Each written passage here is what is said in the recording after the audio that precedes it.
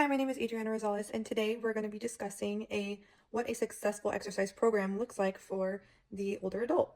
So the first thing we're going to speak about is physical activity. Now, this is defined by any physical movement or bodily movement that produces a skeletal muscle contraction. The next thing we're going to discuss is exercise. So exercise is any planned or structured physical activity that is designed to maintain or improve your physical fitness. Now, this can be something that you're choosing to do and that you will be monitoring your heart, counting your steps while you're walking, and things like that. The next thing is going to be fitness. So fitness is more of a general term used to describe the ability to perform physical work. So this is something that your body is doing that requires cardiorespiratory function or muscular strength and endurance, or even musculoskeletal flexibility. To become physically fit, we must participate in some form of physical activity that engages large muscle groups and that challenges our bodily systems like our cardiorespiratory system or our musculoskeletal system. So the benefits of training aerobically is going to be primarily on our heart. So our heart rate can decrease, our blood pressure can decrease, and our stroke volume and cardiac output can increase. So why is it important to move our body?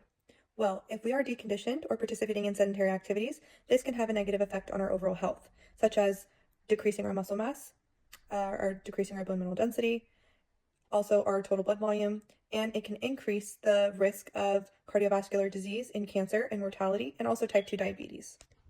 It can also have a negative effect on our balance and our overall mental well-being. Now, how much should you exercise? Well, depending on your current health status, your age, your gender, things of that nature, you can have a couple different factors influence that. But if we're talking generally, we're going to be trying to exercise about 3 to 5 times a week. The frequency will vary depending on the individual. Now, the intensity will be determined by the individual's baseline, and also we'll be practicing the overload principle. Now, in order to practice the overload principle, we must be challenging our cardiovascular system as well as our musculoskeletal system. Now, once that adaptation has occurred to exercise, then that's when the stimulus will have to be increased even further in order to still see results. The baseline will be determined by monitoring the individual's target heart rate and also their maximum heart rate during exercise. Once the adaptation has taken place, the training intensity will then change. So it will increase person to person to continue to advance in your physical activity. Now, it is important to have specific elements of your training program. This is the proper warm-up, the proper intensity during exercise, and a proper cool down of 5 to 10 minutes. To avoid injury during physical activity, we want to make sure we're using appropriate equipment, such as correct footwear and biomechanical support. Included in your warm-up and your cool down will be proper stretching of the muscles being used during physical activity.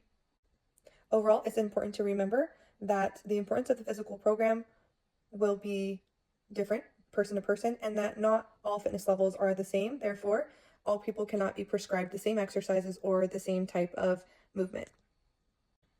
Most importantly, making sure that we're exercising in a safe manner according to our physical capacity.